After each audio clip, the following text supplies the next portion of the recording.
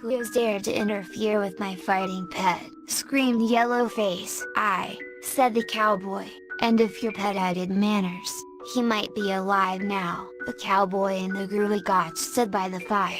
A stork was boiling in the pot. As when the Gruagach came the first time, the master of the house went into the next room and brought out an iron and a wooden pike, and asked the cowboy which would he choose. "I'll take the wooden one," said the cowboy, "and you may keep the iron one for yourself." So he took the wooden one, and going to the pot, brought out on a pike all the stork except a small bite, and he and the Gruagach fell to eating. And they were eating the flesh of the stork all night. The cowboy and the Gruagach were at home in the place that time. In the morning the master of the house went into the next room, took down the 12 iron loops with a wooden one, brought them out, and asked the cowboy which would he take, the 12 iron or the one wooden loop. "What could I do with the 12 iron ones for myself or my master?" "I'll take the wooden one." He put it on, and taking the 12 iron loops, put them on the necks of the 12 daughters of the house, then snapped the 12 heads off them, and turning to their father, said, "I'll do the same thing to you unless you bring the 12 sons of my master to life, and make them as well and strong as when you took their heads." The Shee and Gannon. Illustration 1.jpg. The master of the house went out and brought the 12 to life again, and when the Gruagach saw all his sons alive and as well as ever, he let a laugh out of himself, and all the eastern world heard the laugh. Then the cowboy said to the Gruagach, "It's a bad thing you have done to me, for the daughter of the king of Erin will be married the day after your laugh is heard." "Oh!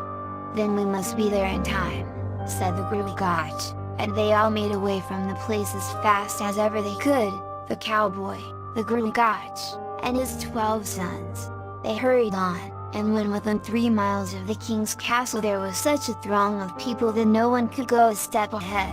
"We must clear a road through this," said the cowboy. "We must indeed," said the Gruagach, and at it they went, through the people some on one side and some on the other, and soon they had an opening for themselves to the king's castle. As they went in, the daughter of the king of Erin and the son of the king of Tchaikovsky were on their knees just going to be married. The cowboy drew his hand on the bridegroom, and gave a blow that sent him spinning till he stopped under a table at the other side of the room. "What scoundrel struck that blow?"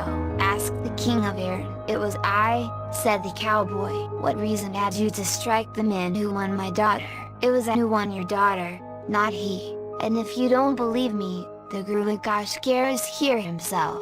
He'll tell you the whole story from beginning to end, and show you the tongues of the giant." So the Gruagach came up and told the king the whole story, how the Shee and Gannon had become his cowboy, had guarded the 5 golden cows and the bull without horns, cut off the heads of the 5-headed giant, killed the wizard hare, and brought his own 12 sons to life. "And then," said the Gruagach, "he is the only man in the whole world I have ever told why I stopped laughing, and the only one who has ever seen my fleece of wool." When the king of Erin heard what the Gruagach said, and saw the tongues of the giant fitted in the head, he made the Shee and Gannon kneel down by his daughter, and they were married on the spot.